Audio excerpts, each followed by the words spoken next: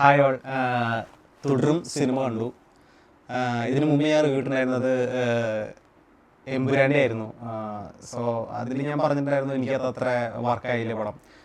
ലാലേട്ടൻ്റെ പ്രസൻസ് വളരെ കുറവായിരുന്നു, സ്ക്രീൻ പ്രസൻസ് വളരെ കുറവായിരുന്നു, ഡയലോഗ് ഡെലിവറി അല്ലെങ്കിൽ മൊത്തത്തിൽ എനിക്കതങ്ങ് ഇഷ്ടപ്പെട്ടില്ല. പടം എനിക്കൊരു ആവറേജ് വൺ ടൈം വാച്ച് മാത്രമേ ഉള്ളൂ എന്ന് ഞാൻ പറഞ്ഞത്. പക്ഷെ തുടരും മൂവി എന്ന് പറയുന്നത് എനിക്ക് എന്നിലെ ലാൽ ആരാധകനെ വളരെയധികം സാറ്റിസ്ഫൈ ചെയ്തൊരു പടം വർഷങ്ങൾക്ക് ശേഷം. ഇപ്പോൾ നേരം പടം കണ്ടപ്പോഴും എനിക്ക് തോന്നിയത് അതിൽ സിദ്ദീഖിൻ്റെ ആക്ടിങ് അല്ലെങ്കിൽ അനശ്വരയുടെ ആക്ടിങ് ഒക്കെ കുറച്ച് കൂടി നിൽക്കുന്നതായിട്ട് എനിക്ക് തോന്നി.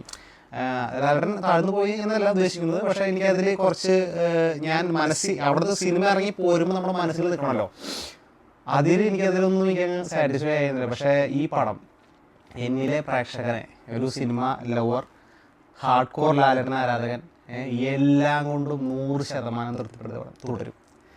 ഈ ലാലേട്ടനെയാണ് നമുക്ക് വേണ്ടത്. അല്ലാതെ നമുക്ക് ഈ പറഞ്ഞ പോലെ കോട്ടിട്ട് പറഞ്ഞ ലാലേട്ടൻ ഇതൊന്നുമല്ല. നമുക്ക് നമ്മുടെ ലാലേട്ടൻ, നമ്മുടെ മലയാള സിനിമ, നമുക്ക് മലയാള സിനിമയായിട്ട് കിട്ടിയാൽ മതി. അല്ലാതെ നമുക്ക് മലയാളത്തിൽ പോയിട്ടൊരു ബോളിവുഡ് പടം എടുക്കേണ്ട കാര്യമൊന്നുമില്ല.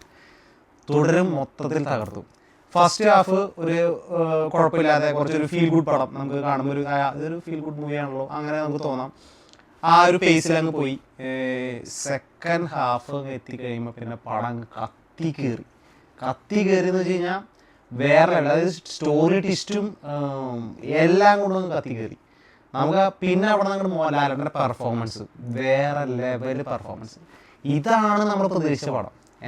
ലാലേട്ടൻ്റെ ആ കരച്ചിൽ, വിഷമം, സങ്കടങ്ങൾ, പിന്നെ ഒരു പോലീസ് സ്റ്റേഷനിൽ ഒരു സീനുണ്ട്.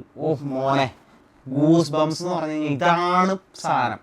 അല്ലാതെ ഇതിന് വിട്ടൊന്നും കിട്ടാനില്ല, നമുക്ക് ഈ അടുത്തൊന്നും നമുക്ക് കിട്ടാനില്ല. അമ്മാതിരി പടം. സോ കൂടുതലൊന്നും എനിക്ക് ഇത് ടെക്നിക്കലി പറയാനായിട്ട് തോന്നുന്നില്ല.